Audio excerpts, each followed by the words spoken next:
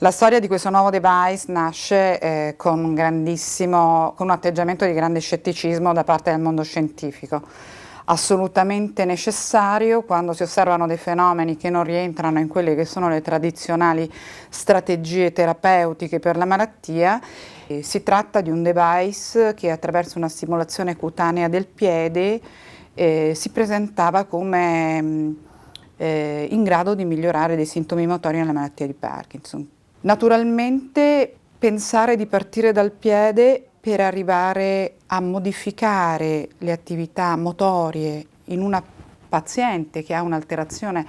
di un sistema cortico-sottocorticale ha lasciato tutti noi, tutto il mondo scientifico assolutamente perplesso.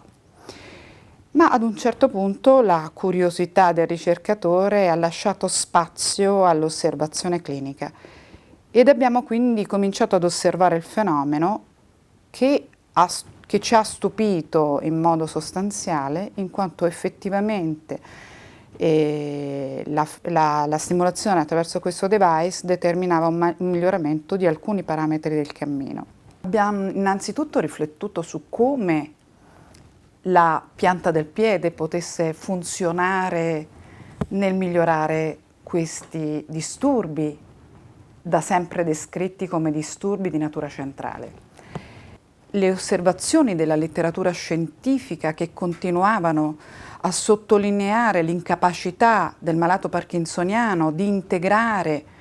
input sensoriali con elaborazione dell'impulso motorio ci ha fatto ipotizzare che una riafferentazione sensoriale periferica potesse aiutare il paziente a migliorare la sua performance motoria. E così che in collaborazione con il Campus Biomedico di Roma, in particolare con i neuroradiologi funzionali del Campus Biomedico di Roma, abbiamo ideato uno studio pilota con piccoli numeri, nel quale volevamo indagare un'ipotesi di modificazione del pattern di attivazione corticale e sottocorticale nelle persone trattate con questo tipo di strategia o con placebo. Lo studio ha portato a delle conclusioni assolutamente sorprendenti e inaspettate.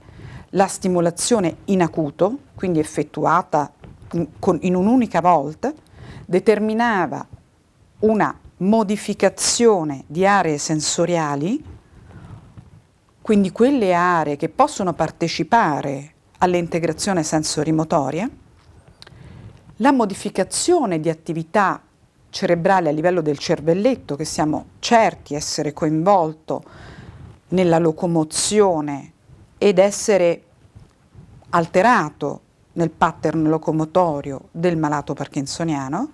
e di aree visuo-spaziali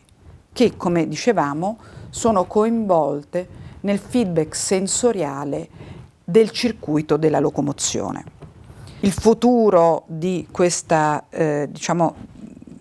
approccio sarà quello di andare a coprire quelli che noi definiamo unmet needs. Sono i sintomi motori non levodopa responder o i sintomi che non rispondono ad altre terapie come la terapia chirurgica, e sono prevalentemente quei sintomi che compaiono nelle fasi più avanzate di malattia, come il freezing, i disturbi posturali e i disturbi dell'equilibrio.